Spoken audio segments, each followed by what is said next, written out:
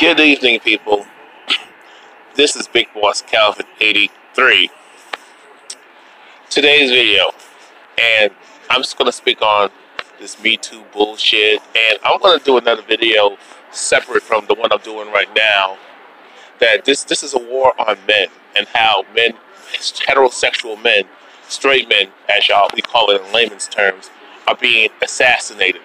But I'm going to go in depth at what my feelings are, theories, facts, and truth about that. So stay tuned for that. Anyway, I want to say it like this, y'all. People, I stand with Mika Brzezinski. I stand with her, despite her being, I don't watch much about her, but my brother does. And I heard about Mika. It's not going to surprise me that she's a low-key racist, and she race baits every now and then. But she got a valid point on this one, so I got to give credit where credit is due. You know what I'm saying? I stand with Mika Brzezinski, and believe it or not, as much as I cannot stand Wendy Williams, these two women in these last 2 weeks speaking against Me Too, against the Me Too movement, they got valid points that I agree with. And I want to tell you why. This is the article. This was dated back in last year, December 19th, 2017. The link will be in the description box. I'm not going to read you this article because it's like a transcript of what she's saying. So I'm going to play the video clip, and then I'm going to go to the most current article about what she says about Me Too. Again, speaking out against it. So let's go. We had a couple of weeks ago, we had this conversation. We had members of Congress on and said, why not go through the ethics process with Al Franken? And the answer was the process is flawed and it favors members of Congress. And that very well may be true, but it's the process you've got. Yeah. So you don't throw out due process I think altogether. the process itself is what we need to be talking about before we talk about the men, because the process needs to be, it's going to be complicated. But I think women feel that they are maligned and mistreated through the process, and therefore they're afraid to step forward. So we need to look at the process. But right now, any woman can say anything, and a man's career is ruined. She's right about that. She real talking. Not only that, he can be fucked up in the legal system, or he can get jumped, beat up, harmed, or just flat out killed. Or be killed by the police, especially if you're a so-called black man in America. America can cut. Free case, don't get it twisted, don't get it fucked up, y'all. Now, a lot of women can say things that are true, and their careers should be ruined. By the way, but the problem is by the way, hold on. that any woman can say anything, and that's it, it's over. Is that how we're running businesses now? There is a reporter, whose name I will not mention, a very good reporter, who was called in, was not told what he was accused of by an anonymous person, and he was immediately dismissed. So not only do you not get to face your accuser, in this case, you don't even get to know what the charges are against you. So when you hire a lawyer, you can't defend yourself. And again, if this is where this movement takes us, this is very dangerous, and not just dangerous for men. This is dangerous for everybody. This is why the solution is in a more transparent workplace, in open-door policies, in ways that prevent these types of things from ever happening. It's why we have to look at how we do business. We have to make hard changes, and we have to pull back a little bit. Some of the ideas I've had in the past have seemed a little bit like Elizabethan times or something, but you know what?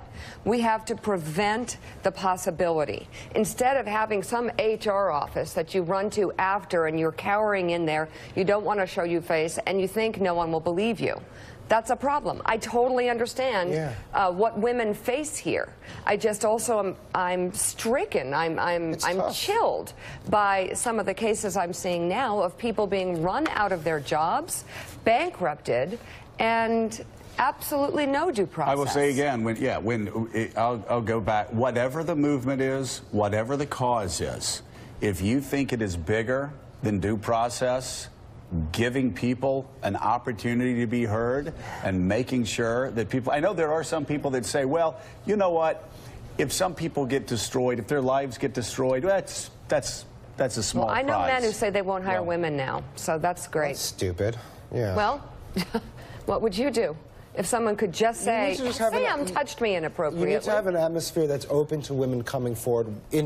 So, Sam, what happens 20 years from now? What happens 20 years from now, Sam? Where somebody says, I worked with Sam Stein at the Huffington Post, and we were having drinks one night, and he put his hand on my leg. What happens in this environment? 20 years from now, you're fired. Well, I'll say I work at the Daily Beast. I know, but back when, back when you first started at the Huffington Post, that's the environment we're in. I want to go back to my original point, which is I don't think there is. I agree that there is a really difficult problem here of due process, and it needs to be. Whoever is accused, it needs to at least have their point heard and the ability to face their accusers, which is due process, the essential element of due process. The only reason why this is an issue, and many women, particularly Caucasian females, are saying this is a bad idea, and showing they're having concerns about men, particularly Caucasian males. There were since this is the thing, people. See, if it was a bunch of black men being falsely accused by women, they wouldn't give a fuck. You know what I'm saying?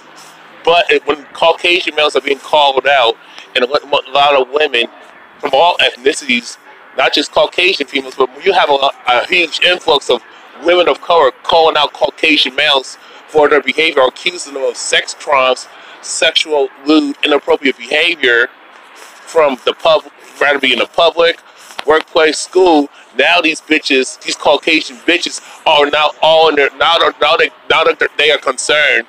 Oh, I got a son, I got a father, I got a brother, I got an uncle, I got a grandfather, maybe a great grandfather who's barely living, though probably about is 1 minute away from passing away. You know what I'm saying? I got male relatives, I got nephews, so I got to protect my Caucasian boys. You know what I'm saying? I got to protect them from this bullshit. That's what it's about. And I don't want many Caucasian females, and I'm going to do another video about this. This Rose McGowan pisses me off. It's pissing me off again. Same with Una Thurman. I'm going to say like this. Caucasian females knew, the Caucasian females with the Me Too bullshit, which was started by our sister. I think it was, I forgot her name is Tawana or something like that. I don't know where his name is, but it starts with a T. Tuna Burke. Now that Caucasian males are being exposed, now all of a sudden a lot of Caucasian females that came out and reported Caucasian males for their lewdness, sexual inappropriate behavior, sex crimes. Now all of a sudden, now they don't want to rock the boat, and many Caucasian males are like, fuck Caucasian females. I don't have to deal with this, even though I fuck Caucasian supremacy, fuck maintaining the system of Caucasian supremacy, fuck maintaining racism, white power, fuck all that shit. If my own female counterpart, which is the Caucasian female, who I need for Caucasian babies to continue to preserve the so-called white race, the Caucasian race, Europeans continue to make European children and have a generation of European people. Damn, fuck that, we're being extinct. I mean, Caucasian people are dying to fuck off, y'all. You know, Caucasian people are dying to fuck off. And a lot of women, Caucasian females know they're pissed off the Caucasian male, and now the good old boy system is gonna like whoop their ass now and disown them, and like fuck that, you know, fuck try to keep the race, preserve the race, you know, the ethnicity and culture. We'll just step outside the community and mess with women of other ethnicities, even though that's genetic genocide. You know what I'm saying? But that's how many Caucasian males feel. You know, because I'm gonna like play this clip. The link will be in the description box. You can look at the link of the video and read the article yourself. But let me finish this clip. I worry, and I just want to make sure, like, that you allow an environment where the actual victims here are still able to come forward and say, you know what, this happened. Yeah. And this is difficult. I mean, with the problem with Al in the end was that he had a series of incidents where he was grabbing people's butts. But that doesn't say he shouldn't get due process. Is there a picture of that? He admitted that it likely happened. So I just want to be clear. The problem that Al faced was Al's own making. Yeah. Now, the secondary problem was what happens when those things come out into the fore. In that case, Al did deserve to have, I don't know why I keep calling him Al, Senator Franken did deserve to have due process. But let's not act like the system screwed him. He screwed himself. That's all I'm saying. Mika, the changes... By the way, we're at 6:30. Okay. Now, this article dates back weeks prior, to Mika Brzezinski saying that women, just because the Me Too movement is getting out of hand, now many corporations and companies, same difference, are not going to hire women because men, particularly Caucasian males, can be fucked up. And they need that Caucasian male to continue to run the system of maintaining Caucasian supremacy and, continue to provide that Caucasian females, that lifestyle of white privilege. That's what it's about. Anyway, I'm going to play this clip. I'm not going to read the article. Y'all can read that because I figured it's a transcript of what's being said in this video clip that you see right here, where I'm pointing to.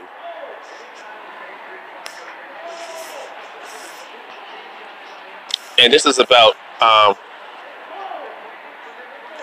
Laura Ingraham defends Tavis Smiley against misconduct charges. I think he's telling the truth. Can a man's career now be trashed with just an accusation of sexual misconduct? The bar seems to be getting a bit lower and lower. And this week, two more powerful men have fallen from grace, at least temporarily. Ryan Lizza was fired from The New Yorker, and Tavis Smiley was suspended by PBS. Okay. I hate when y'all women say, particularly Caucasian females use this bullshit talking points, powerful men. First of all, when it comes to a so-called black man being in a position of a elite position, he still don't have no power, even if he's in a position of a authoritative position of so-called power. It's usually perceived power. He's in a high position, but he don't run nothing in corporate America. Kick your car, free case, don't get it twisted, don't get it fucked up. But let's continue. But in both cases, the specifics of the accusations of sexual improprieties were not made public. No names, no stories, no nothing.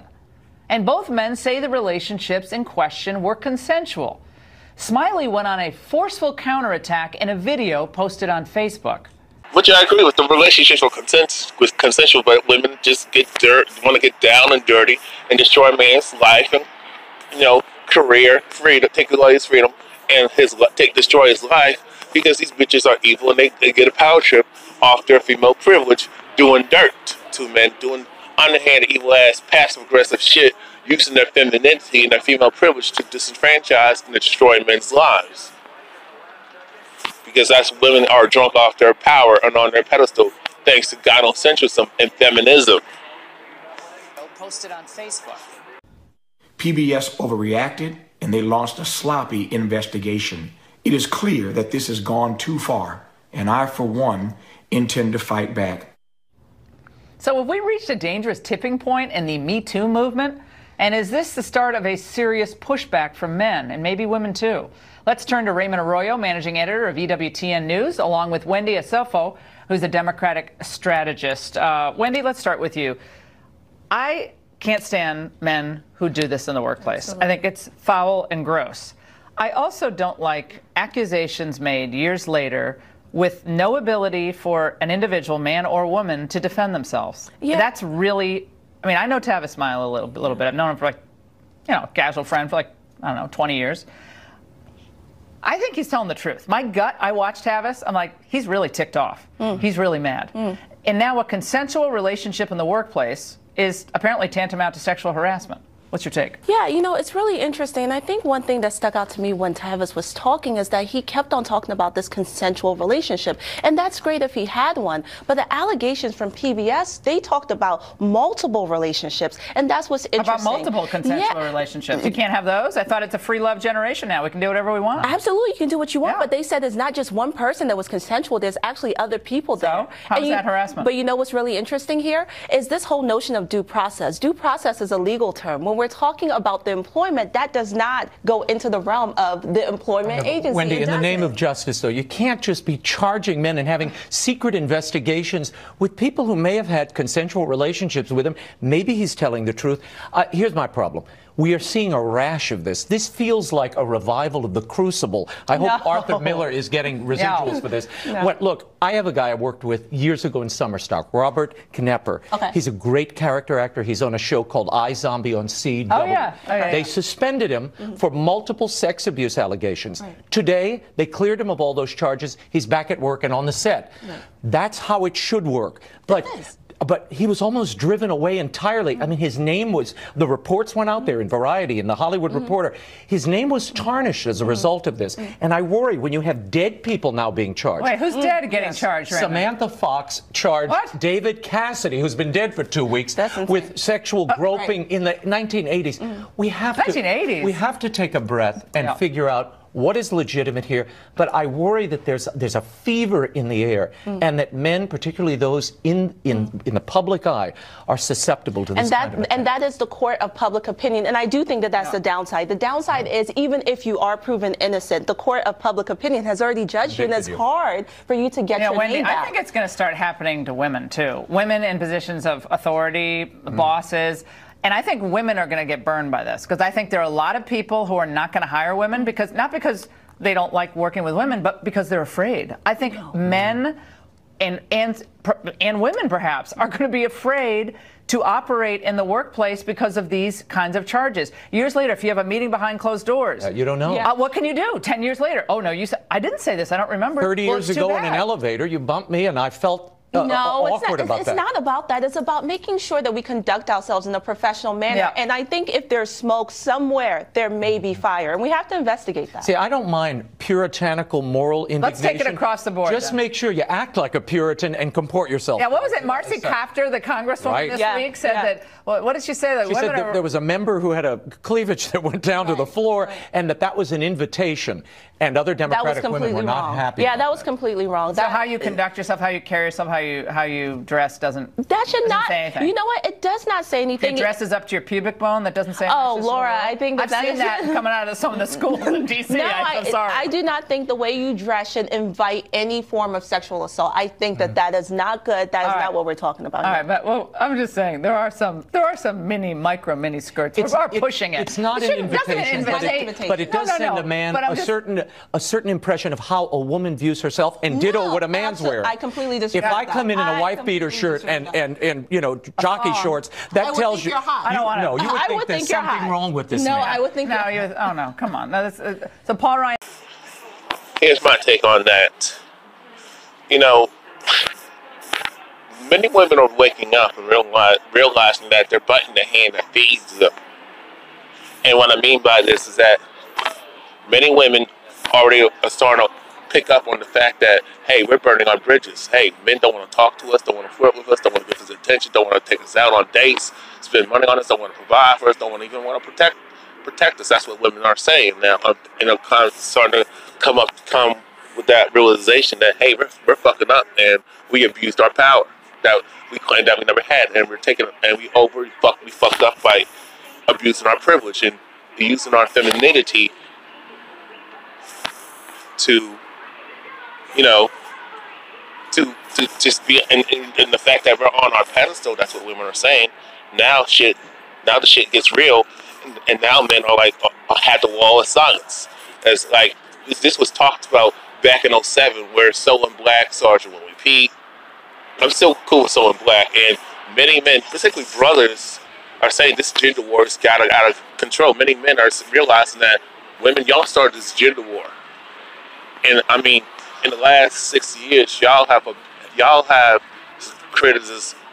For some reason, y'all had penis envy issues You wanted to be like men. You wanted the benefits of what you thought a man had, and now you realize that men don't have it easy like that. And now you want to be a woman and reap the benefits of what your grandmothers and great grandmothers and women of previous generations had, of being pampered, being spoiled rotten, and being provided for, being protected, being loved and appreciated. And I don't have to work, and I can sit on the couch with my feet up, eat bonbons all day, and enjoy the good life that man has provided for me. And since many of you women have burnt your bridges, now all of a sudden it gets real now. Now since men don't want to marry y'all, don't want to fool with y'all, and this MGTOW movement is taking off, make men go their own way. Now all of a sudden, you regret what you did, basically. So I'm going to move on to Mika Brzezinski's what she said next, and then Wendy Williams, and that should be a wrap. Whoop, there it is. Here's Mika Brzezinski questions Me Too movement. Men are not the only aggressors. And she's right about that. Let me play this clip. Having the conversation, you've said this nonstop. We have got to have an honest conversation, and we can't throw people overboard because they say something that offends us. We have to walk through that and keep talking and get this right. Well, I mean, because ultimately Me Too is about leveling the playing field and creating equality between men and women. So women have to have a strong voice that they are able to use. And they need to be paid equally. I mean, these are basics. But you can't get there this way. At the rate it's going, where there's sort of like a steamroller through the conversation and no one is allowed to say anything. Because ultimately, you want to hire really good men who are good on a moral level and add value on a business level, and really good women, too. And we haven't talked about that part. We've only talked about women as perfect victims. And it's much more complicated. I've had incredible conversations with women and men over dinner tables where we've been amazingly honest about how complicated this really is. But you try and say it in a public forum, and boy, you get burned at the stake in a way that almost feels like we're back in time. Well, and the reason that dinner time conversation bell with all of us is that this is a corner that no one can see around. People don't know where this is going. So with gay marriage, we knew where that was headed. With race, we know where we should be. But with this, nobody knows what the safe place is going to be. Nobody knows what the sensible place is going to be. Nobody knows what the orthodoxy is going to be. And men are not the only aggressors. Men are not the only people with bad intentions. Men are not the only people who play dirty. They do have certain powers that we need to address. Level the playing field. I mean, that's where it goes ultimately. No, first of all, the only men, or should I say males, who have power in the country, in damn near all around the world, damn near the whole world, are Caucasian males. Mika, I already see through you. You talk about women need to be paid equally. They already are. And actually, okay, if you feel that way, my thing is women need to be treated fairly and equally. Women have always been treated fairly and equally. In Western society, mainly, if you want to get specific, especially Caucasian females, y'all have been, not only that, you Caucasian females, have always been put on pedestals, have always gotten the benefit of that special treatment, you have gotten special treatment, been worshipped. Everybody worships y'all. You don't want equality, you want privilege. Y'all have more privilege and more rights than any other group. And y'all don't even have to fight for your rights. Y'all just cry and bitch, and then your Caucasian male just gives you whatever the hell you want, and just men, period. But mainly Caucasian males. Okay?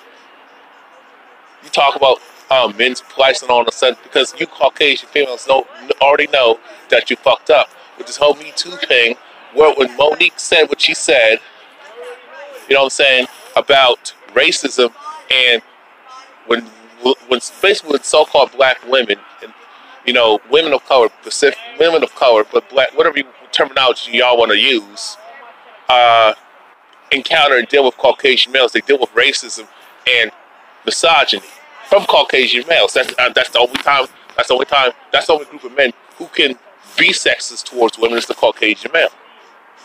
You know what I'm saying? You Caucasian females, y'all allow y'all Caucasian males to treat y'all like shit and take advantage of you. As long as he's making money, as long as he's beating your ass.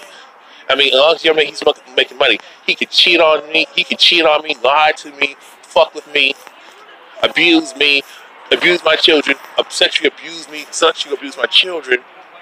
He can just disrespect me. But as long as he provides me white privilege, that's all that matters. Okay, let me play this rest of the part. And women are the aggressors. I mean, I can tell y'all guys stories, okay, especially in the workplace and in school, and how women get down. Believe it or not, even though I have a different experience, me living true force loneliness, me being alone, me being a loner, but I can see how women can tease and fuck with guys and get guys to give them attention. Women can say some wild shit, do wild things, be lewd, be perverted, be kinky, be freaky, go buck wild, y'all. You know what I'm saying? Women can do that. Girls and women can do that. Be fast as hell. Talk crazy, be all sexual, be in the man's face. Tease a guy, okay? But if a dude does that, and I see women will show their private parts. If a man likes a certain thing on a woman's attributes, I can tell you from experience now lately, over the last couple of years, when I have revealed that when women found out that I have a foot fetish, oh my God, they would exploit that, okay? Or any man who got a fetish for something about the woman's body part, women will use that for leverage, okay? Mika, y'all talk. So where are y'all? Let me ask y'all something, Mika, because I want to get on Wendy Williams in the next segment. But my thing with brothers, with so-called black men, were getting jammed up by the system. Where were y'all at?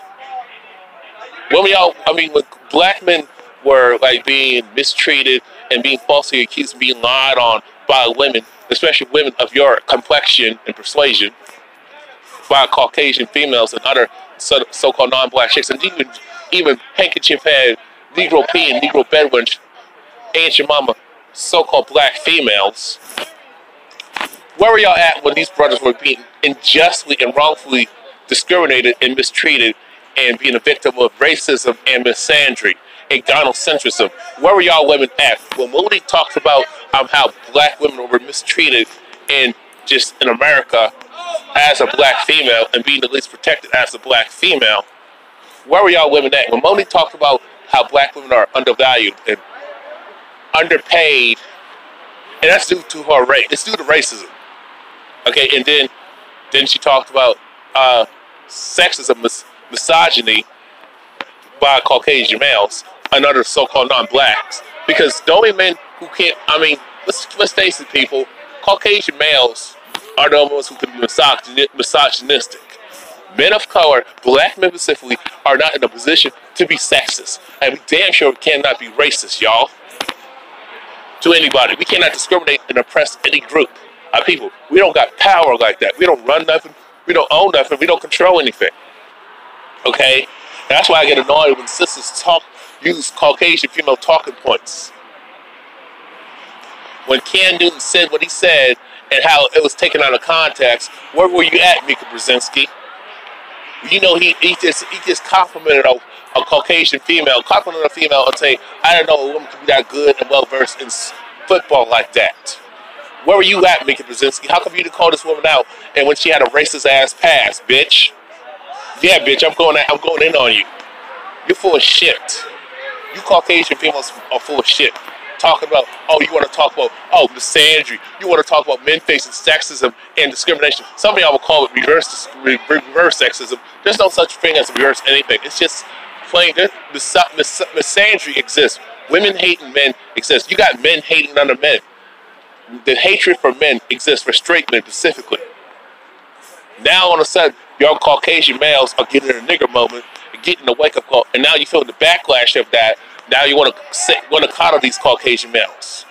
And I don't feel sorry for many Caucasian males who are getting jammed up, because black men for the longest ever since day one we got in this country, have been mistreated. We are the most oppressed group on the fucking planet right now. We always have been the most oppressed and the most discriminated and the most disrespected group of men, and being less of men. But the only time we all were valued as men, oh, what we got between our legs. I'm keeping it real. Oh, we got a dick. Oh, I want to fuck. Oh, y'all, I want to use y'all as a fetish. I mean, that's what you women and some of you gay males look at black men. Okay? What else did I want to say? Before I move on to the Wendy Williams, I got to charge up my phone and finish the rest of this video. But the only time black men are appreciated is sexually, our penis size, and I'm getting sick and tired of that, and what we can do in sports, and what we can do for the Caucasian folks to benefit off, especially Caucasian females. So I'm just sick of this bullshit. I'm back, people.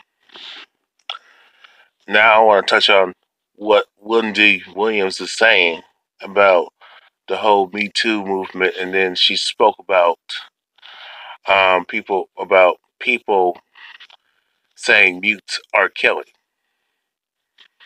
So I'm going to speak on this. I'm going to speak on this right now, and then I want to jump back on my whole commentary about Mika Brzezinski and these other women, specifically Caucasian females, backpedaling and backing off, and now they want to have a different tune or a different attitude about the whole Me Too movement. So I just got done watching this clip.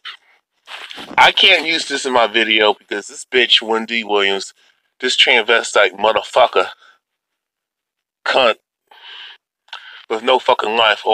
Every time you use a video, use like a sample of a video for fair use, and you're breaking down something, or you're using the stuff that she says and her as a source of what she speaks about, or you do a video about her, she will trail you and want to get your stuff flagged down. That's what she did. That's what she has done to Lovely T. Mainly, Lovely T has called her on this bullshit, and I'm pretty sure the Vibe show has gotten some called hell from this transvestite, ugly, low-life cunt bitch.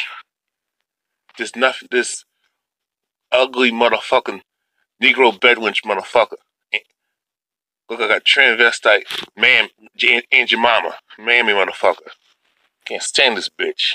She always saying dumb stuff, and y'all people, especially you women, just co-sign it because she is a wannabe Oprah Winfrey, or because for some reason when it comes to so-called black women, y'all think y'all above reproach. That's number one. That's a separate video for another time and another day. You think because certain black women are so-called successful, or because they got a platform and they got fame and they got money, but they got a platform. They're about you. That she cares about you. No, these bitches don't give a damn about you. And this bitch Wendy Williams has attacked Monique. Because and all of a sudden, Wendy Williams want to have a different tune, but about the whole Me Too thing. But she was talking about Me Too, about how she was sexually assaulted and all that stuff and harassed. And ain't nobody want to harass that transvestite. Ain't nobody want to fuck with Window. Okay, you women kill me with that bullshit. You think every man you see come into contact that looks at you, or you think is looking at you, and you look at him. What you look at him, that's okay. But every man you come in contact with, or you think is looking your way, you think he want to just fuck you. Y'all bitches need to grow the fuck up. Or if a man talks to you, approaches you, you automatically assume, he's in it for one thing. That's bullshit. I'm tired of y'all women assuming for us men about and trying to second guess us like we got some underhanded intentions. Even if we want to pursue you for something like that, come on now. Y'all want to fuck. Y'all want to do the holler at you. You want to hide, but see, the thing is, before you get started on this thing, I'm going to just say this real quick. Y'all want to have sex a lot of times more so than we do. When it comes to a guy that you really feeling, that you really like, but you want the guy to approach you. Oh, the only time you will approach a guy if he's well known, got looks, stats, fame, and money, and power or perceived power. Mainly, most of the time, perceived power. And he got something that you can get used to get ahead and cut his throat. You want to use that guy because this is what I'm talking about, women being hypergamous, being taught. And hypergamy is a learned behavior. They're not born like that. It's taught by these bitches. Okay?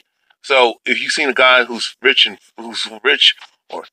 or especially, or you hope that he's wealthy and famous, got money and all that stuff, you all think he's a good guy. He's well known, popular, that you think he's a good guy, got other women after him, you think he's a good guy, but you expect this dude to be loyal and monogamous when he's not like that. And I mean, when dudes got money like that, a dude don't have to do much. He still has to put in work to some degree, but y'all will come after him. Y'all be aggressive as hell. But when it comes to a guy that everyday guy, 9 to 5, an everyday guy who's struggling to keep his head above water, trying to make stuff happen, trying to get stuff off the ground, trying to go on his path to be successful and just win in life and just achieve. Y'all don't want him until he makes it. Y'all bitches are situational, but I digress. Wendy Williams criticized for saying she's sick of Me Too. Wendy Williams successfully upheld her reputation for espousing controversial viewpoints when she made a comment about the Me Too movement on her show Thursday.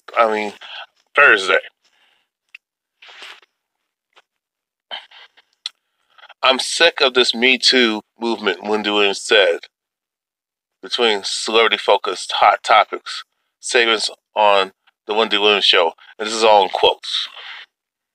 And here's another quote. I love that people are speaking up for the first time and coming out with and everything. I'm sorry about that. Let me read that again. And this is in quotes. I love that people are speaking up for the first time and coming up. Sorry about that. Damn it. I'm sorry. It's early in the morning, so bear with me. I love that people are speaking up for the first time and coming out and everything. But now I look at all men. You're a Me Too, she said. All of them. All of them. Which is not fair. Well, I agree with her on that. With that, she told the audience that those attending the Grammys on Sunday are being asked to wear white roses to show support of victims of sexual assault and misconduct. The Me Too movement, which spreads awareness about sexual harassment, assault, and abuse, was founded by activist Tarana Burke. I think that's how you say her first name, Tarana Burke, in 2007.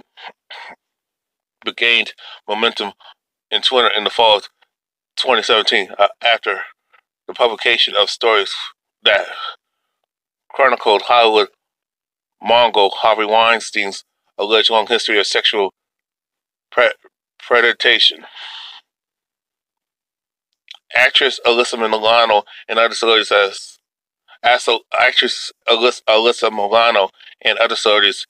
helped stoke the flames of the movement by sharing the hashtag, inspiring people who aren't public figures to do the same and share the stories about sexual harassment and assault. Let me say this before I go any further. Those females, them bitches, I'm going to call them for what they are, talking about they were sexually harassed and assaulted and abused, they're full of shit. I'm not saying Harvey Weinstein and these other dudes were out of pocket and what they did was appropriate, but these bitches, what they did was inappropriate too. No, you knew damn well what the fuck was going on when you saw Harvey Weinstein past business hours. We're talking about times where a woman wants to meet a guy at a private place, whether it be his house, home alone, or in a hotel room after 9 o'clock. These bitches are not these bitches are not naive. They knew what was going on. Talk about, I mean, nobody does business after business hours like that. Or just, and then, you know, many of these women dressed apart, went there willingly, participated in sexual activity willingly, even if they were reluctant and found him repulsive. They did it because this dude had money, this dude had power, this dude was famous. And let me say this about the power thing. It's funny how Rose McGowan, Alyssa Milano, and Haitian, all them other bitches, these Caucasian females, Una Thurman, are like, they kill me with this bullshit.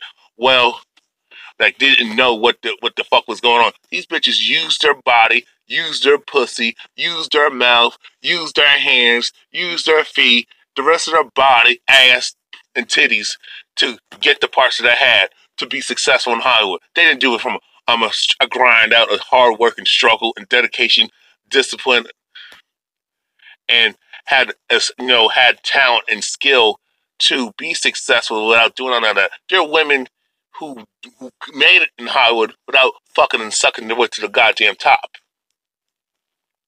Okay? These bitches participated and got sexually involved with Harvey Weinstein, and whether they knew his marital status or not, which I'm pretty sure they knew his marital status if he was in a relationship. I mean, because dudes like that who got money and perceived power like that, and no, just power, not like, but power in the industry to be the boss and afford to take the position. These women used their bodies, used their mouth, used their pussy, and just other parts of their body that Harvey Weinstein was into, sexually enticed and was a tease, and just fucking sucked your way to the goddamn top. And now the fact that their career has failed, or they're not they're looked at as jack off material.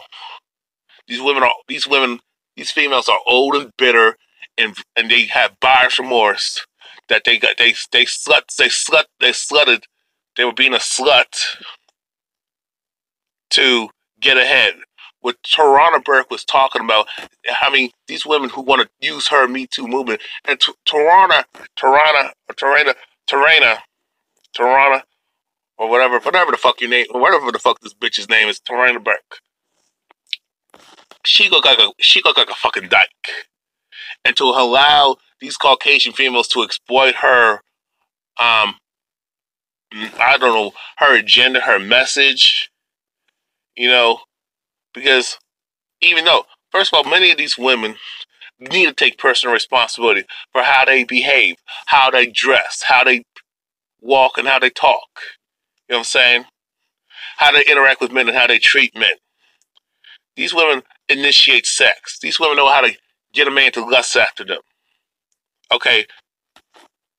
They use their sexuality, their femininity, their female privilege now, and crying women tears since they didn't get their fucking way, now they want to cry they're a victim when they ain't no damn victim. And I'm not saying that excuses a dude to violate a woman, or because she's teasing you and using her sexuality, and how do I say this? And she's pushing up on this dude sexually, getting wild and freaking. Now all of a sudden, this dude just bites the bullet. Now and such, you want to turn a different tune because you don't want to know where to find out. Even the dude that she's fucking with, fucking his mom, fucking him. Oh, I don't want to let him to think that I'm easy. First of all, there ain't no such thing as an easy woman. You know what I'm saying? These females, these females are not victims, and not only that, they waited 20 years to say something. Now all of a sudden they're old and hit the goddamn wall. Now they want people to feel sorry for them for what they did. Like they had a choice to do it the honest, hard working way. You don't see men trying to do that with women who are in power and who are in positions of power in whatever industry, rather than be their main boss or something, and are in charge of certain things of the industry to approve them and accept them. You don't see men trying to use their masculinity, their sexuality, and their so-called I don't know, masculine sex appeal, trying to get ahead by sleeping with a woman who's in a position of power and who got money and power to get ahead. Who got wealth and status. Men are not hypergamous like that. Men are told we got to work hard, we got to use our minds, we got to use our intelligence, we got to use our skills, we got to use our talents, which women don't. This is what most women don't do. And we got to just put in the work and bust our ass to get ahead the honest way. Women, y'all don't do that. Y'all try to use your body, use your your female privilege, your femininity, and emotionally manipulate people and trick people and deceive people. Basically give a whole big deception. Tease men specifically and manipulate men and persuade them with your sexuality, with your body, with your pussy and mouth, and whatever, and other parts of the woman's anatomy to get ahead in whatever industry that they're in, whether it be in entertainment or just regular, everyday corporate America. That's how many of these women have gotten ahead. They just cheated the system. Okay? They cheated so-called patriarchy. Women, I don't want to go on a tangent. I don't want to go off the subject, but women just stay with me. If a dude was violent, you initiated women. These women like Rose McGowan and Alyssa Milano and Salma Hayek and all these other bitches, Anne Heche, who are now old and they can't get no parts no more because ain't nobody lusting after no woman who's in her 40s and 50s like that. Now there's some fine women that I've come across, in my life who are like over 35, over 40 years old, even in their 50s, who are fine as fuck. And for some reason they're coming my way lately. You know what I'm saying? Oh, all of a sudden now these women got buyer's remorse. Now all of a sudden they did it the wrong way the whole time. Now all of a sudden, they want to look for real love. And these women who who didn't want to, who didn't want to pay guys like myself any attention, nor acknowledge us in our existence and respect us and give us the time of day. Now all of a sudden, these dudes, particularly these older dudes, ain't looking their way no more, and they likely moved on to another younger chick, or they got fed up with these young girls, so they probably like, all right, let me deal with a woman with my age group or older. You know what I'm saying? You know what I'm saying? You got some dudes like that because they're just sick and tired of young girl drama, spoiled bitch drama. You know what I'm saying? Now all of a sudden, since they look at the guys their own age, or even we're like fed up, like fuck this. You didn't want us when we were young. When I was on a come up and working my ass and shit, as a man, you women didn't want me. You don't have nothing to do with me. Now you want real love and you want compassion, sympathy, and empathy, and you want me to forgive you. Get the fuck out of here. If you can't get a guy if a woman who's older can't get a guy in their own age group now, now you want a younger dude and try to play on his naiveness because he don't have the life experience. But thanks to the internet and social media and other men, finding a way to communicate with these younger guys out here about these women, and especially these older chicks who are preying on younger guys. And yes, you women do prey on younger dudes. You do prey on men, period. Oh, but y'all ain't looked at as sexual predators like men are when they come to try to size up women. You women size up men all the time and prey on dudes, especially younger ones. Believe it or not, I can look. Every time I come across my phone, there's always a trending topic of a school teacher, a female or a school teacher, or a woman who was messing with some underage boy, a young man who's underage, or messing with some younger guy, but an underage young man or an underage boy, and having an affair. But if a man does that to a younger woman, underage, a young girl, oh, he's a predator, he's nasty, he's a pervert, he's sick in the head. How come women who prey on young boys, how come they ain't looked at as sick? And you got women who prey on young girls too. How come society doesn't expose that evil part about women? I forgot. Oh, I forgot. Women are angels. Let me just read this article. Let me finish the rest of this. I went a little longer than I should have. I mean, basically the whole thing with Me Too was about helping women who supposedly didn't have a voice, even though women have always had voices. But a lot of times when women are victims, like are considered so-called victims, it's usually because they put themselves in that situation, and now they don't want nobody to find out. Well, they played a part. They played their own part. A lot of women played a part in their own fuck-ups and their own demise of them being victims of bad circumstances. I'm going to show you right here. Wendy Williams, age 53, who grew up in Ocean Township and lives in Livingston, and that's New Jersey, made her comments about Me Too sometime after a segment about singer R. Kelly, who for years has faced allegations of sexual misconduct, including allegations that he had sexual relationships with underage girls and has held women against their will. And they call. I want to speak on that after I finish this article. Williams had been talking about Mute R. Kelly, a movement that started by two Atlanta women to get R. Kelly shows canceled. Now those bitches are bitter too. That's what the whole thing. They're just mad because he ain't giving them no handout. But I digress.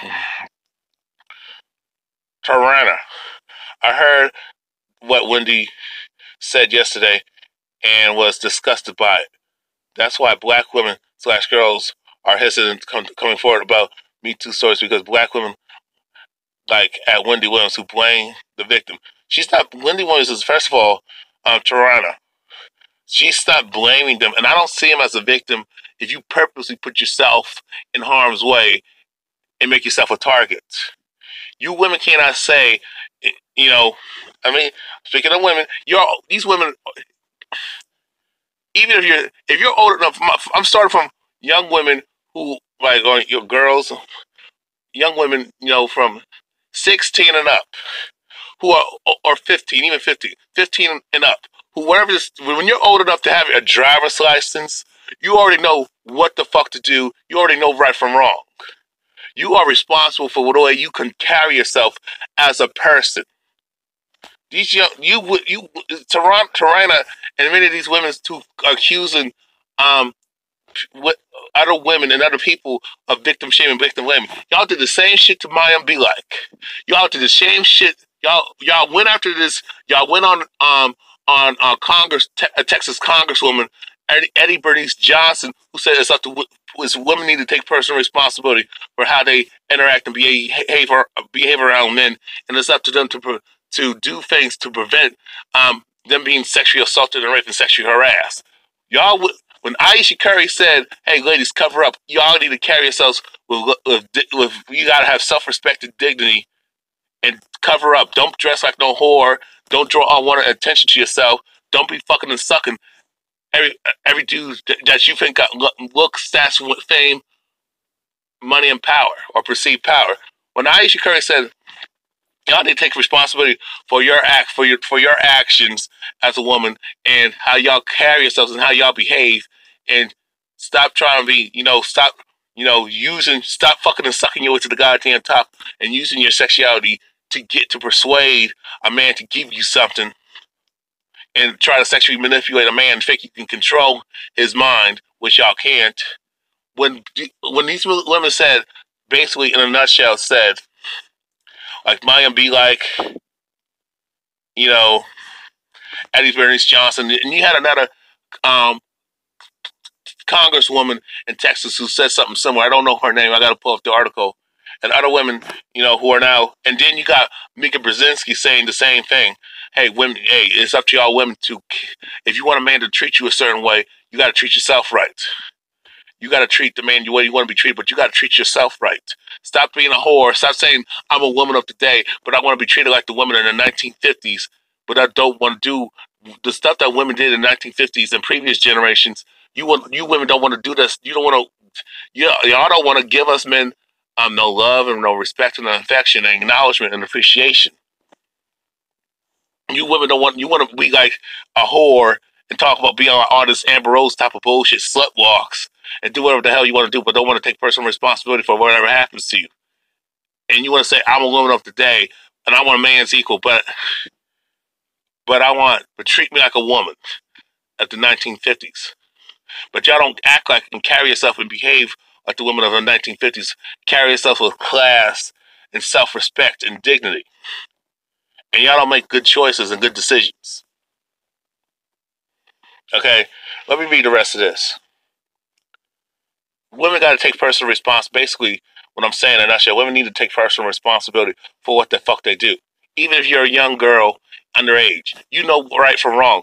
If you're old enough to get a job, you're old enough to learn how to drive, you're already aware about how dudes perceive you, and you already know what to do, how the dudes come at you. You go after certain dudes. And a lot of girls, when they're like in their teens and younger, they go after older dudes. You know that, and I mean, and it's not because of maturity. It's because these bitches are hypergamous. I mean, there's some people saying, younger dudes don't know how to do this and that. No, it's not about that, y'all. It has nothing to do with maturity. Stop falling for that bullshit ass, lying ass narrative that women mature quicker than men. They don't. That's a goddamn lie, and especially not intellectually and emotionally. That's a bunch of bullshit. Okay, like I said, that's an individual thing. Okay, in the mind, most women do not. What y'all don't understand, most girls when they're grown up, they're sheltered. They don't have the responsibilities and don't have to worry about, and they don't have to worry about certain things that a man does. A young boy becoming a man has to worry about being successful, having this shit together, knowing certain things, doing certain things. We got so much pressure of us young us.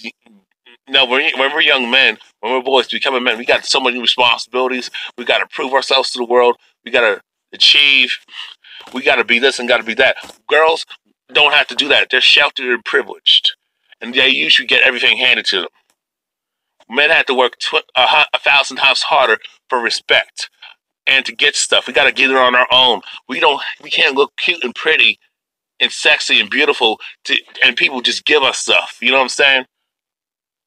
Now let me finish this part. You really think a 13-year-old? You really think a 13-year-old girl is to blame for sex with a 30-year-old man? R. Kelly, first of all, R. Kelly was in his late 20s. Okay, so you're trying to you see Tarena with her bitter ass is trying to push a narrative. I don't know what happened to Tarena. I don't know what happened to her, but like I said, I want to just say it like this: whatever happened to you, Tarena, you got to take personal responsibility for what you did, with the problems that you contributed to your own demise. If you becoming a victim, it's like a transvestite. These dudes who want to pretend that they're women and try to seduce and deceive a straight man, and then when the straight man finds out that he's just kissed a dude, he got his dick sucked by a dude, and the other dude, all the freaky stuff, got intimate with this dude that in a dress, and he kills the dude. Oh, now the transgender community want to talk about trans women are victims of violence. No, they created their own violence. They're victims of their own stupidity and ignorance. You don't lie and deceive people and rape a straight man. That's what with deception. You should have just told the truth of who the fuck you really were. If you feel that you're a woman, that's all, and you think you're a woman, that's fine. But don't try to trick and set up dudes and try to get a notch under your belt. Oh, I slept with a straight man and I could try to convert him. If that's not going to work, and the dude finds out that you're a fucking man, he thought you were a woman, but he finds out that you're a fucking man, and then he beats the shit out you and kills you. You get what you deserve. I don't feel bad. Same with you women who are sexual teasers to guys to play with our emotions and feelings. You know what I'm saying? Y'all tease men. You try to seduce men, You know what I'm saying? You exploit a man's feelings and emotions and play on his sexual sexual primitive or primal instincts. You play on his sexual desires. You get him to lust after you. You know how to say certain things, do certain things to get him horny and turned on. And all of a sudden, oh, you want to stop on a sudden. And I'm not saying that he shouldn't stop. But my thing is when men do that shit to y'all and we say do the no means no to y'all go ballistic and y'all go get violence and you have a large portion of men who have gotten harmed badly and gotten killed by women because he teased her. But if a man reacts and takes advantage of a woman, or he's wrong. And I'm not saying, and that's wrong, but she's way wrong for putting herself in that situation. And when you got men who have teased women and play with their emotions, feelings, and sexually, and got women all turned on, hot and bothered, horny as fuck, about to want to fuck you, and all of a sudden do say, hey, I don't want to fuck you. I just was playing. All of a sudden, and then the woman goes ballistic or tries to have sex with the man. What do you call that? Isn't that sexual assault? Isn't that sexual harassment? Isn't that rape? When women do that to men, try to rape a man, and then daughter says she gets violence and kills them. Oh, but that's okay. And she's justified in just forcing herself on a man. She's justifying for killing a man because dude said turned her down. But see, I'm tired of the double standards, and I'm tired of the fucking hypocrisy. Let me go on.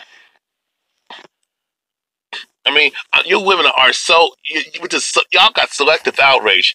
It just fucking kills me. I tried to hold my tongue, but I can't. Yes, Wendy has said she's. I tried to hold my tongue. I can't. Yes, Wendy said he was sick, but voted to blaming the parents. It is the parents' fault, Tarana. What? No, first of all, most of these girls, these females, I can't get their parents. There's no way in hell if I had a daughter or when I have a daughter. I hope she's like the last of my children. I hope she's not the first child or the second child. I hope she's like the third or fourth child or sixth or seventh. There's no way in hell in God's green earth that I'm going to let my daughter go out late at night and have a goddamn fake ID and go out to some club where there's grown folks and to meet up with some grown men. If there's a party going on and that's popping, I'm going to check who's going to be there. That's what a responsible parent does. If she's about to leave the house, I'm going to find out where the fuck she's going. If she's going to meet up with some friends and she's going to meet some guys, I'm going to find out who the fuck are they. I'm not going to check. I mean, if you got a fake ID, I'm going to check. And even if I'm going to be checking on if you're going to do some underage drinking and some drugs, I'm going to stop the bitch. I'm going to stop. No, I can't say that. She's not a bitch. I can't call my baby girl a bitch. But I'm just saying, I'm going to find out if you're going to do some underage drinking and some drugs. If there's some drugs and there's some drinking, I am not. There's no way in hell. And you got some older older dudes out there. There's no way in hell that I'm going to let my daughter go out with her girlfriends and they're messing with older dudes, and they're old enough to be my age or close to being 30. There's no way in hell I'm going to let my daughter talk to some guys like that. There's no way in hell. There's no way in hell I'm going to let her be with people who are doing drugs and underage drinking and other types of illegal shit. I'm not going to let that happen. And the same with my son. I don't care, I'll be damned. I treat my kids equally. And I hold my son to the same standard. You ain't going to mess with no chick. I mean, you got to be careful with these older women. Yes, I know you tempted and curious. And they know and they likely know how to turn your ass out. Okay? No, you ain't going to go out and hang with a bunch of grown folks. You ain't going to do no drugs. You ain't going to do no drinking. Now, if it comes to drinking, you can drink in my house. But you're going to have to get my permission. But you can't tell nobody. But my thing is, there's no way in hell I'm going to let my kids, like my daughter or son, mess with some grown-ass person when they're underage. Okay? I am not going to let my kids hang with think it's okay and give them the incentive and allow them to think it's okay to mess with people who are doing drugs, who are drinking, especially underage drinking. I'm not going to let them, my kids, go to certain places, especially if I'm not familiar with them. I mean, yeah, I'm not going to let them take the car or allow them to drive or take or ride with people or just go out there or walk or take the bus or the train to go to some area where there's people and and there's no kosher intention. There's nothing good that can come of it. Messing with grown folks doing drugs under drinking. I'm not gonna let my kids. They're in high school, middle school, and they're messing with some grown ass person who's of legal age, and they're close to being 30 and up. You know what I'm saying? I'm not gonna let that happen, especially my daughter and my son. I ain't gonna. Now my son, I'm gonna tell, hey, you gotta be careful. Be careful of these old shits. And don't you be messing with no teacher. but when it comes to girls, no, you ain't messing with no older dude and trying to get. And you ain't gonna do no hypergamy shit. Get with a dude, who's in your age range right now. Grow together, build together, work together, learn how to work as a team in a relationship, and I'm gonna teach you some basics instead of trying to and learn how to make money your own way. You don't have to fucking suck your way to the top. Do it the hard, honest, loyal, respectful way. Take the high road and take the road less traveled. Do hard work. Use your skills. Use your intelligence and talent, and be creative and ambitious to get what you want. So that's what I'm saying. And this is what Tarena says right here. I try to hold my tongue, but I can't. Yes, Wendy Williams says R. Kelly. Basically, what she said about R. Kelly was sick, but pivoted to blaming the parents. This is the parents' fault. Focus. He's a predator. Period. Well, you got a lot of women who are predators too, bitch. But you don't say nothing about that. I forgot selective outrage. Men can only be sexual predators. Women can't. Get the fuck out of here with just sexist bullshit, Tarena. How dare you get on national TV and say he's the victims? His victims can't say me too, and she'd be ashamed. Those are not victims. You don't get with. First of all, there's no way in hell you're gonna get with a person, and if you're a teenage chick, you're messing with an older dude, and he got money, fame, or power, perceived power, and he's well known. You're gonna get with him and try to marry him and try to trick him, try to get a notch under your belt, and then all of a sudden his life is ruined. But let's say it was a younger guy, and let's just say he's coming across this chick that was this older chick, especially a Kruger, and all of a sudden, first of all, my boys ain't gonna be no hypergamous dudes looking for no goddamn handouts. But let's say for shits and giggles that he comes across a chick, and it's usually when guys get with an older woman, it ain't because we got money and all that stuff and be provided for. No, we just want to. I mean, most guys, there's some guys, the guys who like older chicks. We want to get with a chick who don't give us no stress or drama and don't play no games and give us sex when we want it. Because trust me, being with an older woman, man, from my experience is that I don't have to work hard to get sex. Oh, they're aggressive as hell. And when a chick really likes you, especially a chick who's older, and then they're 10 years older than you do, guys, when you're messing with a chick who's 10 years older than you and she pursuing you, man, you don't have to do much. She will come at you. She will take your clothes off and get freaky with you. I learned that firsthand. Okay? Most dudes don't want no drama. Oh, he got to understand me. Men don't think, oh, this woman got to understand us. No, we got to understand ourselves. And he got to know how to do certain things. No, men are simple. Women got to know how to suck me good, fuck me good. No, women are on that bullshit. And women don't care about that shit because once you know how to make a woman tick, from my experience, once you understand what these bitches are on and how to get down, women will avoid you. Most women will just run away from you. Now, if you got looks, stats, fame, and money, and have power or perceived power, chicks are over you. But once you know them too much and know their moves and know how to defend yourself, they ain't gonna fuck with you. I know this video is long enough. I'm so, oh my God. 30, I mean, now I'm on 40 minutes. Let me just finish this up. The talk show host derailed the effort as 10 years too late. It is too late. No, but I digress. She also referenced the late singer Aaliyah, who married R. Kelly when she was 15 years old, and he was 27, at least 27. She lied and said she was 18. And she actually trying to act like chicks don't do that, but I digress. And she said that the allegations of R. Kelly having sex with underage girls are not considered part of Me Too. It's not really. Actually, Wendy Williams got a point on that. Williams said she blames the parents for her teens for their alleged encounters with Kelly. Yeah, the parents knew what's going on and they didn't do nothing about it. And they're usually single mothers who allow this fuckery. But I digress. Burke, the originator of the movement, was one of the many who criticized Williams for her comments on social media. I'll read that again. I heard that Wendy said yesterday and was disgusted by it.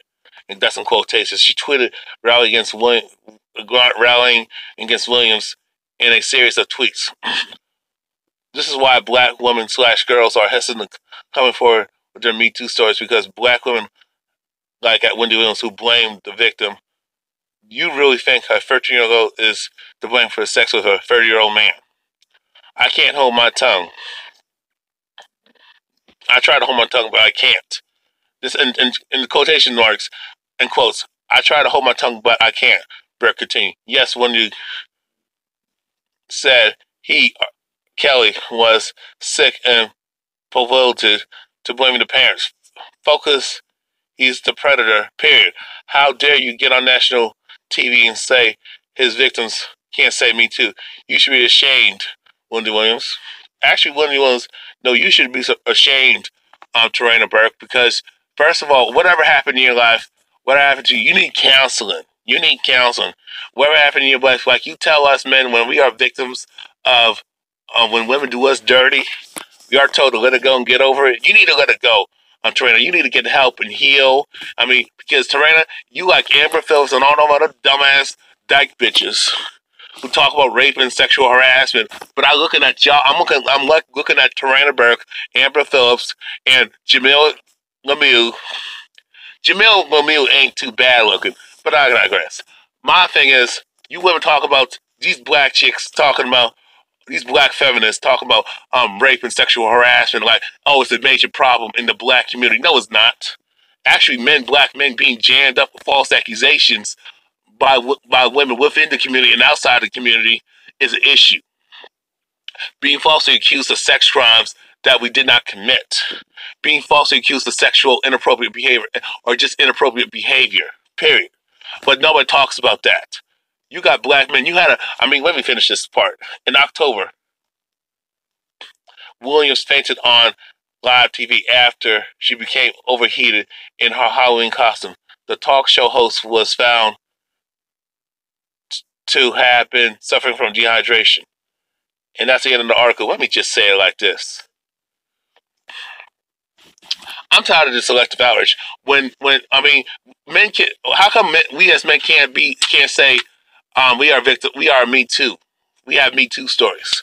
You had genuine being sexually harassed and sexually assaulted by a Caucasian transvestite. Where is your outrage at, Amber Phillips and Tarana Burke and just other women and Rose McGowan? How come y'all don't? When men are victims of sexual harassment and assault by women and domestic violence by women, when you got young boys being sexually assaulted and sexually abused by grown ass women, where's your outrage? You know what I'm saying? Where's the outrage when you got female teachers sleeping with male students? I don't see no damn outrage. Or older women having sex with underage guys for sexual, because since they can't get a dude who's older than them now, or they can't get a dude who's their own age. Now they prey on young boys, or they just want to easy. But most of the time, you just want to have easy sex, easy access to sex. Y'all don't want to step out and approach a man, a grown man at that, and say, "Hey, I like you. Hey, I want to get to know you. Hey, I want to be doing tonight. I want to I want to have fun with you. No, y'all can't do that. No, you want to do all the goddamn work. And the only time probably a guy who probably doesn't have to do the work is a younger guy, a young boy, a teenage boy.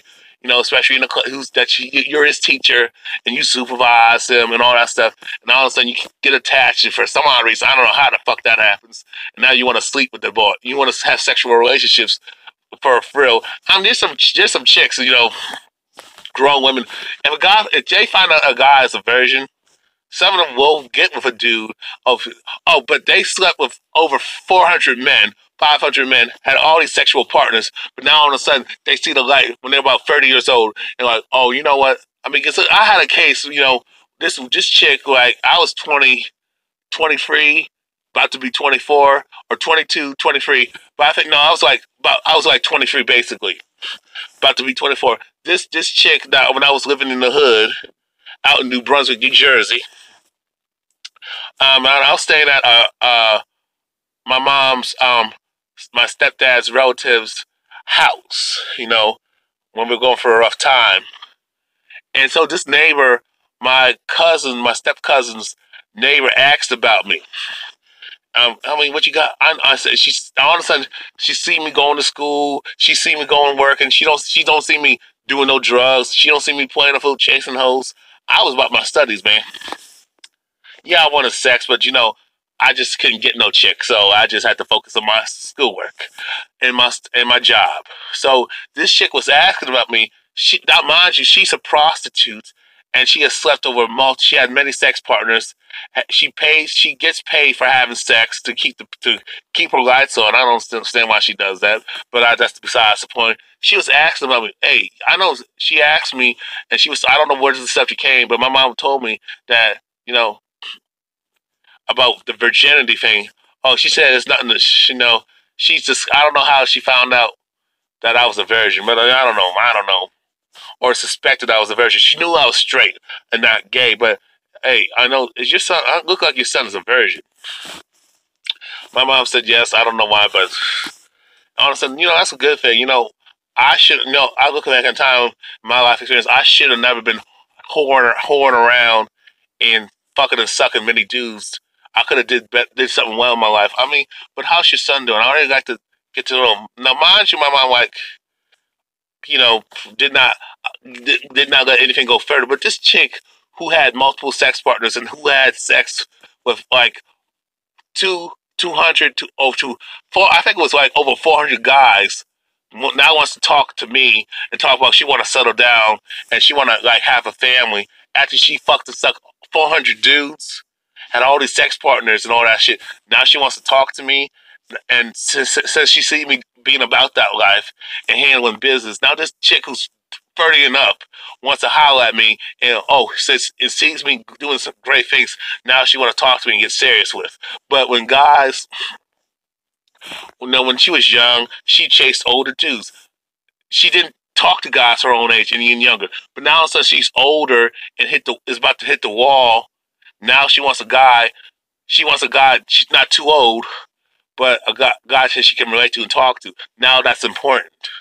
Now since she can't get a guy her own age, and older dudes ain't looking her way, now suddenly she wants a younger guy who got energy, got promise, got hope, is about to do shit. Now she wants to give me as a younger guy.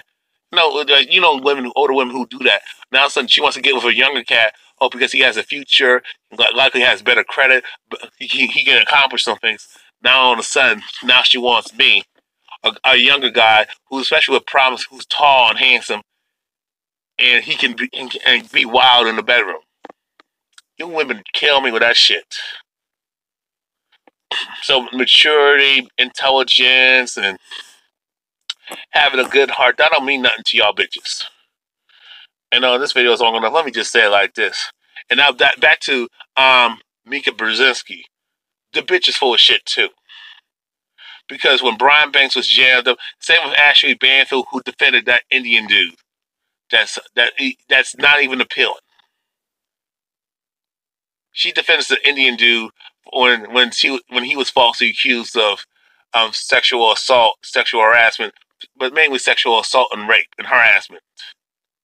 She defends these Caucasian females, and especially in Hollywood, defend Asari, Ashari, Azed. How do you ever? I don't know. Azed Ashari. What? This Indian guy. Asari. This Asari character.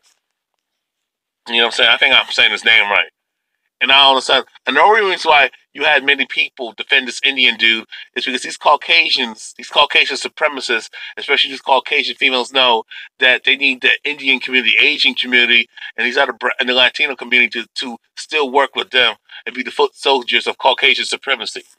Which I'll explain more of that in the future video. They didn't reach why Asari got a pass is because they did not want to piss off the Indian community, the East Indian community. It's like that cop, that Asian cop, you know, that shot that black person, that black man. You know what I'm saying? And the Asian community was talking about, oh, racism. They ain't no damn racism. Like I said, black people cannot be racist. So-called black people cannot be racist. People of color cannot be racist to Caucasian people. But black people cannot be racist against anybody because we have no power. But you know, Asians and Latinos, they can't be racist either. We got to stop saying they can be racist against us. No, they're just highly prejudiced, and they got to cover as a mindset. They're colonized. But brown people of color, black and brown people cannot be racist against Caucasian people. Okay? The Asian community is still together and defended this Asian cop who killed a black man, black person, a couple of black people, and got off. And this handkerchief-head Negro peeing bitch made male defended pander to the Asian community. But the Asian community has never pandered to us and never took up for us. You know what I'm saying? But you know, I don't want to go on that subject. But I'll say it like this: Mika Brzezinski needs to have several damn seats, and all these other women who are backing off and saying defending, and then Wendy Williams, she needs to have several damn seats. You were talking about sexual harassment and rape. Now all of a sudden, your opinion has changed, especially a lot of Caucasian females, because you have a huge influx of women of color, specifically going after Caucasian males, accusing them of sex crimes and sexual inappropriate behavior, and accusing them of sexual assault and rape. It wasn't just Caucasian females who accused Harvey Weinstein and these other Caucasian males. You know, you had women of color speaking out against the sex crimes that Caucasian males have committed against women of color and just women, period. You know what I'm saying? And inappropriate sexual misconduct and inappropriate behavior from Caucasian males to women, not just Caucasian women, but women of color mainly. And Caucasian females felt some type of way. You know what I'm saying? All of a sudden, all these women are talking about, oh my God, that could be my son can be falsely accused of sexual harassment, can be falsely accused of sexual assault, rape, and be falsely accused of abuse. See, when y'all women fought for these laws and all that shit, y'all didn't think about, hey, y'all can give birth to sons. And not only that, many Caucasian females are defending Caucasian males for their sexual misconduct, inappropriate behavior, and their sex crimes. It's because of the fact that they Caucasian females now understand that, hey, I can't have white privilege if he's not on top. If I don't support the Caucasian male, even if he's wrong for what he has done, I gotta defend him because I want to have white privilege, and I want to have white female privilege at that. I can't be on top and be looked at the most desired and be looked at as the girl next door. That's why they're doing it.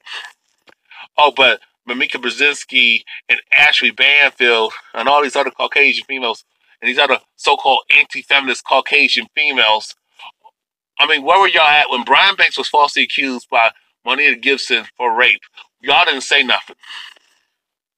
When you had countless so-called black men being falsely accused and being lied on by Caucasian females, mainly, but just with women in general, y'all were silent.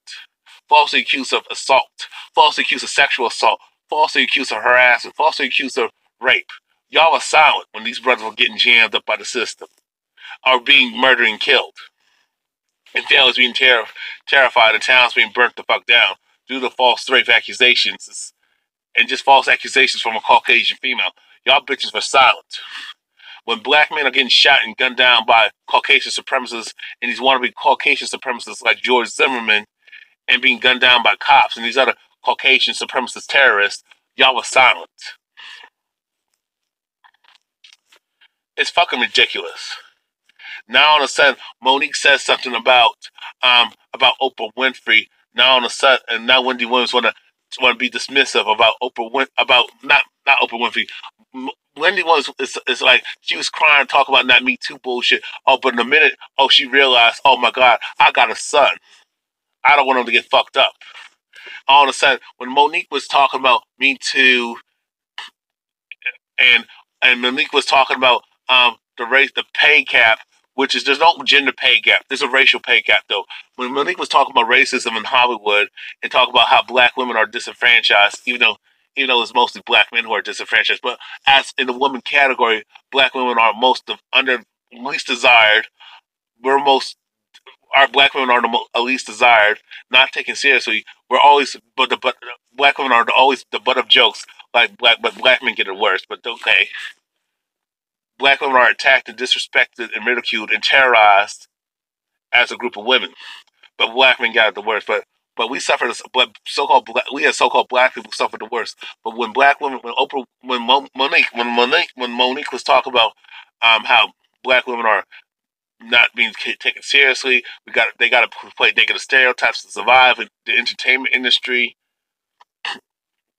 Insulted, criticized for her hair, made fun of about her beauty, but all these other so-called non-black chicks want to look like black women, have big lips and big hips and fat ass and big titties. But when black women have it, they're nasty. When women like Monique talk about the double standards and how black women are mistreated in America, when it comes to a lot of things, as women being the least protected as a group of women, being disrespected, being humiliated, being taken advantage of. When all of a sudden Wendy Williams want to throw Monique underneath the bus, and all these other sisters in black Hollywood want to throw her underneath the bus. Or when she demanded that she should be paid a certain way, she was told to be quiet. But when Caucasian females talk about the gender pay gap, when there ain't no such thing as a gender pay gap, Caucasian females are the second highest paid group of people next to Caucasian males. Caucasian females make more money than all men of color, but especially significant. A lot of times, like 10 times over, they make more money than black men, and they damn sure make a lot more money than black women. And black women, when it comes to Caucasian women compared to black women, y'all talk. It's funny how black women talk about they're the most educated, which they're not. But even though they go to school more and had to work when it comes to work 100 times harder to be taken seriously in the world as women, you know what I'm saying? Caucasian females can get a job quick, can get certain help, handouts, welfare, food stamps, all these government services that they don't need. Caucasian females can fucking suck multiple dudes. It's just that as long as they ain't black men, and they ain't caught sleeping with niggas, with black men. You know what I'm saying? She won't be, but when Caucasian people suck and fuck everything in sight, and they use their sexuality, their femininity, and fucking suck their way to the top to get ahead in corporate America, and in Hollywood especially, they still looked at as the girl next door, and they're never at fault for anything. When Caucasian males abuse drugs or they kill children and abuse children, that's always swept under the rug. But when black women are accused of something or look like they did something questionable with children, and when black women are accused, when that case happened out in, and I forgot where it was I think it was in Ohio, when that young black boy was in the zoo and fell into the trap, into the gorilla cage, and they had to kill the gorilla to protect that black child. All of a sudden, these Caucasian females mainly were criticizing black women's parenting skills and doing criminal background checks on the parents. But when that young Caucasian toddler got eaten by the alligator due to a stupid parent who let their child play in alligator-infested waters in Disney. Oh, they didn't talk about it. I mean, it just fucking kills me about the selective outrage people have. When that Caucasian kid was being bullied and tormented in Chicago, those kids got a life sentence. Those black kids got a life sentence. But when you have black kids being constantly bullied and constantly murdered by other Caucasian people, especially Caucasian teens in their age group, nobody says anything. When you had a group of, when I remember in Chicago, when you had two young black males was over their Caucasian friend's house, and a bunch of Caucasian girls and a bunch of Caucasian guys jumped them and killed them. Nobody said anything. They didn't even call it a hate crime. When Brianna Virtue, that racist bitch, racially terrorized and bullied that young sister who was in college, or was a college freshman, and how she always when that racist Caucasian bitch always fucked up her shit, used smeared feces, used tampons on her stuff, spit in her coconut oil, spit in her shampoo, pissed in her shampoo, did all types of nasty, ratchet, disgusting, unsanitary shit to that girl's stuff and property, and used her toothbrush to scrub the toilet and shoved it up her anus, and then nobody was outraged when that bitch got off for a hate crime and the fact that she could have got that girl killed and got that very ill. She could have caught a nasty disease and died from it. Nobody talked about that shit. When that Caucasian kid in the 6th grade called all those black kids the N-word, and all them black kids stood up to that racist Caucasian boy, and then all of a sudden they want to, now this Caucasian kid and that racist mama with that who has a white Caucasian supremacist baby daddy got sympathy and empathy. But on them black kids that got disrespected and bullied and terrorized and insulted by that Caucasian kid calling them the N-word, everybody was mad when them black kids stood up to that racist Caucasian boy and made a bunch of excuses. When that teacher out in that land out in the Atlanta, Georgia area threatened to shoot that black student, there was no outrage. Everybody blamed the black child. That was a form of victim blaming. When black men are shot and discriminated against and told, we got to pull our pants up, don't wear no hoodie, you can't dress urban. But we are victim blames for being racially profiled and being harassed by the police and harassed by other Caucasian supremacists or wannabe Caucasian supremacists. Nobody says anything. But when Caucasian females do slut walks and walk and run around half naked, or no, I'll take that back. Let me show you something before I go. This is what I'm talking about. This was back in 2006, January 2006. Chelsea Handler walked around San Francisco Chelsea Handler walked around San Francisco topless to make a point about sexism.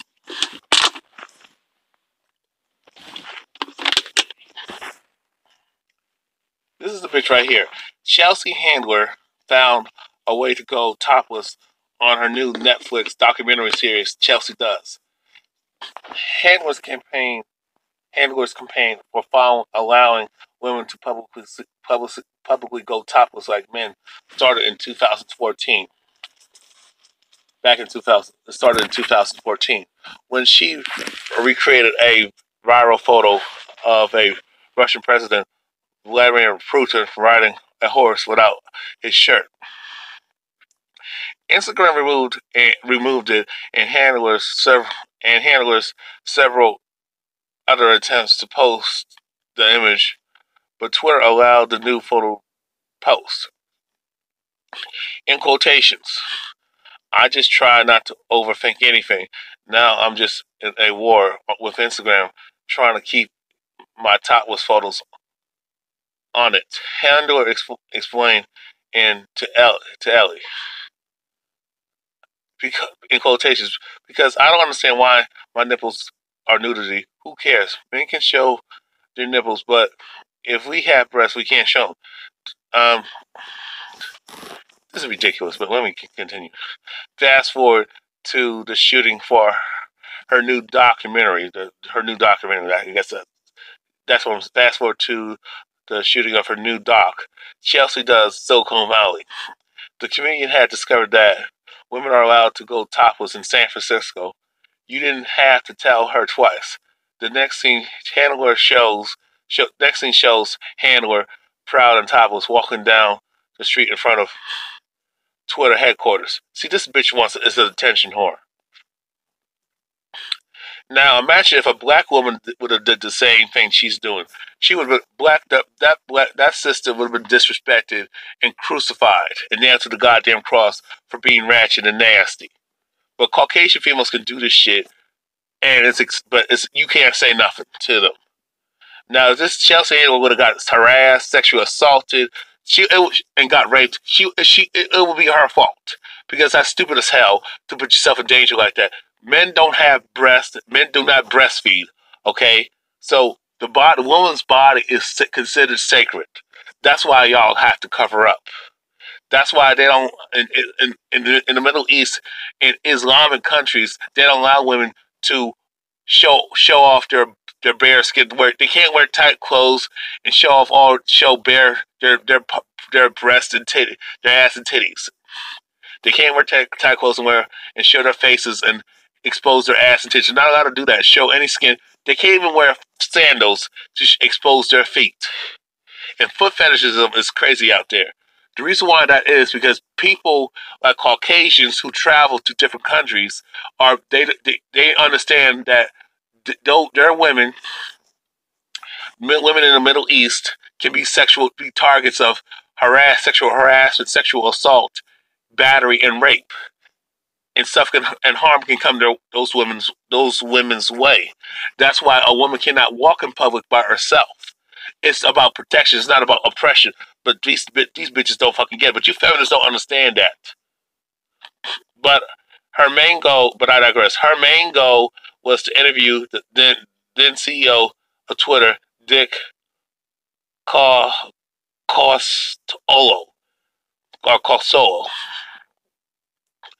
Bare-breasted, I wasn't trying to fly. However, in quotes, I was walking into the Twitter office to interview Dick Costolo, and he allows nudity on Twitter, so I figured why not? She explained that the Raps power women breakfast in San Francisco, so I took my top off and walked down into the building and waited for him on the balcony. He said, "You need to put on your shirt before you come outside." Well, I tried. Well, she tried. The Netflix series consists of 4 one-hour documentaries which Handler explores different aspects of modern life. The other 3 episodes are Chelsea Does Marriage, Chelsea Does Drugs, Chelsea Does Racism. And that's it. Let me just say it like this. She did an Ambrose type of shit. But Ambrose can get a pass because she looks like a Caucasian female and she's mixed. Ironically, anytime a woman, a mulatto, looks Caucasian or can deceive Caucasian males of being look like a Caucasian female, or consider looking a little exotic as a Caucasian female, they usually get a break.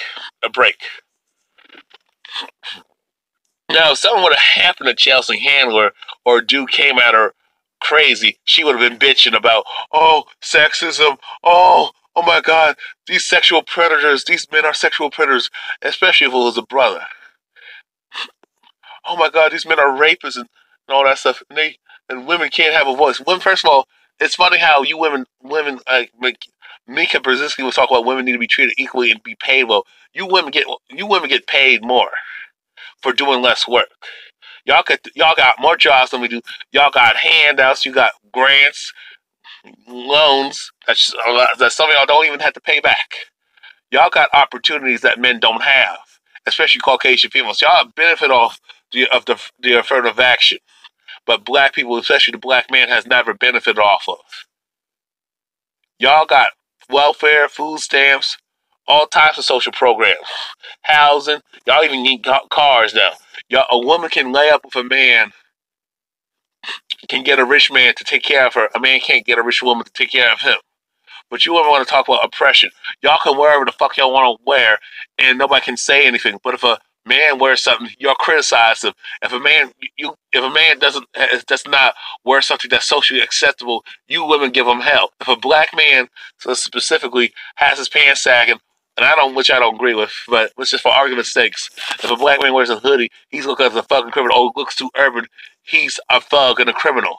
But if he dressed as a suit and tie and tries to assimilate, oh, you're saying, oh, he has self-hate issues and he ain't black enough and he's trying to be white.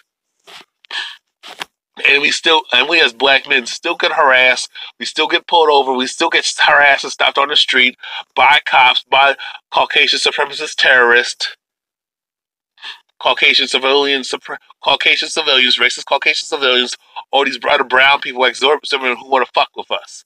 We still get followed in stores, racially profiled, and disrespected, and made fun of and mocked, and insulted. Black women cannot wear their hair natural. Black women can't wear it. Black women are constantly criticized and put down about her hair. Same as black men to a degree, but black women catch hell the most in that aspect. If a black woman dresses a certain way, y'all saying Caucasian bitches criticize her because Caucasian males are looking her way. And the Caucasian males that you want ain't checking for you. For your pancake, no breasts having ass. Okay?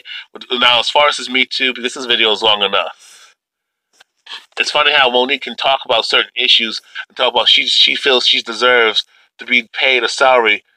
I mean, now as far as her attacking men, Monique gotta understand, those men worked hard to get that money, to be paid top dollars. Men know how to attract an audience. Men are funnier. Men have skills and talent most women don't have. Men can do certain things and have the abilities that will go above and beyond to get that money. Women will not. Okay? Men know how to influence people. And we know how to use our minds to get people to respect us and follow our lead. Women, y'all don't do that. Y'all choose not to do that. Now, when Monique talked about black women compared to Caucasian women, black women compared to white women, the so-called black women and white women comparison, when pay gap, how Caucasian women get more money and get these roles or don't have to get paid for doing less work compared to black women, that's what Monique should have stick to that subject. Amy Schumer didn't when with the pay gap thing. Amy Schumer and these other women did not come to Monique's defense. When Monique got blackballed, whiteballed specifically, as the Avaya show called her, and when she exposed Lee Daniels, Tyler Perry, and Oprah Winfrey for their questionable and then racism in Hollywood, and then Monique got disenfranchised. Where were the Caucasian females at? When black boys are being falsely accused of inappropriate behavior, sexual misconduct, or being accused of sexual assault, sexual harassment, and being falsely accused of rape, and then you got these young black men who lose their lives and are in a jail cell and getting raped and beaten and killed in prison at times. Where are them Caucasian females at? Who are saying they're against Me Too and against anti-feminism? Where are you men's rights activists at when black men are? When Tavis Smiley was falsely accused, and his other brother and Donovan McNabb was fired from his job for sexual harassment and misconduct. Where are you men's rights? When were you men's rights activist groups at? You men's rights organizations and men's rights groups at? Where were you men's rights motherfuckers at? Who are for men's rights? Nowhere to be found. Silent. Where are you women who are against, who are pushing back against the Me Too movement? Who are against feminism? Where were you anti-feminist women at who claimed to be for men's rights? Y'all were silent too. Where was the National Organization for Women? Say, hey, wait a minute. My son could be jammed up in the system. My son could be falsely accused of sexual misconduct, inappropriate behavior. He could be falsely accused of sexual harassment, sexual assault, and falsely accused of rape, and his life is destroyed. He could lose everything. He could lose his life. But you Caucasian females didn't say nothing about that. When there's a history of black men being hung from trees, being beat up, being lynched, being beat up, being gunned down, especially murdered by cops, and losing their jobs and livelihoods, and reputations, and families being destroyed, and towns being burned the fuck down. being bombed, being burnt the fuck down, being terrorized. And then you got a lot of Emmett Tills. Emmett Till was not the only one who got inhumanely murdered. You have many cases of a lot of black boys being killed like Emmett Till. But where was these Caucasian females at? When they found out that Caucasian female lied and them racist Caucasian male faggots got away with murder and a hate crime, these Caucasian females didn't say nothing. When that Caucasian female who got Emmett Till killed, y'all didn't come to our defense. Y'all was silent as a motherfucker.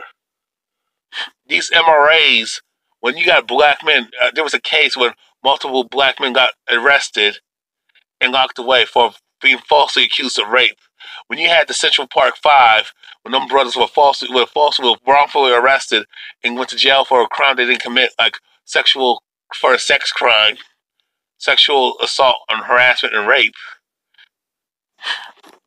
Where were y'all when Donald Trump demanded that them brothers from the Central Park, them five brothers, them young black males be in jail for a crime they didn't commit?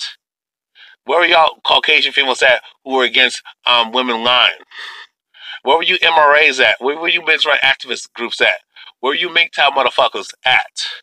When you had black men being jammed up by the system, or even being harmed, or being beaten to death, being killed, especially being killed by cops due to women lying, or they got the wrong guy, or women exaggerated her story saying that she was a victim of a sex crime and violence.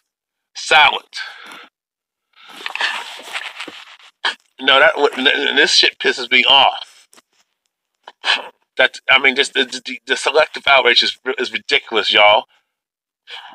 And you women you sisters out there, you know how brothers have been jammed up. When Nate Parker was falsely accused by that racist Caucasian female, and he got acquitted, y'all should have came to that brother's defense. Gabrielle Union should have said, "Yeah, no. First of all, Nate Parker's innocent. He got off, and she should have kept her personal feelings to herself." But when she threw Nate Parker underneath the bus, and then you got this dumbass dyke, ugly ass, dark skinned tar baby, low life, cunt, European bitch, black feminazi, Amber Phillips, and Jamila Lemieux, specifically Amber Phillips. That dyke, I can't stand that ugly dyke bitch. Talk about black men and talk about rape culture and all that stuff. There ain't no such thing as rape culture. It don't exist in America. If that shit existed, rape culture, first of all, you women would not be dressing like whores and sluts. Y'all would not be having the privilege and these rights to be protected. Y'all can walk naked down the goddamn street and pull an Amber Rose and follow it and talk about. And Amber Rose would not be doing the shit that she's doing if there was a rape culture. Okay, you wouldn't have so many women in Hollywood fucking suck their way to the goddamn top and get ahead so easily, especially Caucasian females, if there was a rape culture. When you got Caucasian males who are leaders of rape, but Caucasian females are the leading liars of making false accusations, especially false sex crime accusations, false claims of harassment, false accusations of sexual assault, and false accusations of rape. Caucasian females are the biggest liars. But you black feminists don't go after them bitches and call them out on their bullshit. Oh, but the minute when Caucasian males, when that sister, Arena Perdue, got raped by Lena Dunham's colleague, and I don't know if it was a producer. I think it was a producer, and drugged that young sister and raped her. And Lena Dunham called her a liar when she got truth that she was raped. Where were you black feminists at?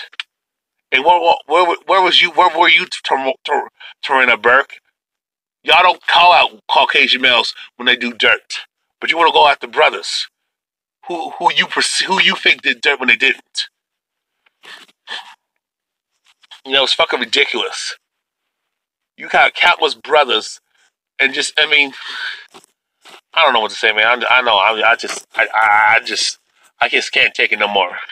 It's funny how all of a sudden these Caucasian females all of a sudden want to talk about, well, women do lie, and a man can be wrongfully accused, falsely accused of a sex crime he didn't commit, and he be lied on. All of a sudden that's an issue when it comes to Caucasian males. But when black men were getting falsely accused of sex crimes and sexual misconduct and inappropriate behavior, these Caucasian females were silent when that brother was falsely accused, and just people were silent in general.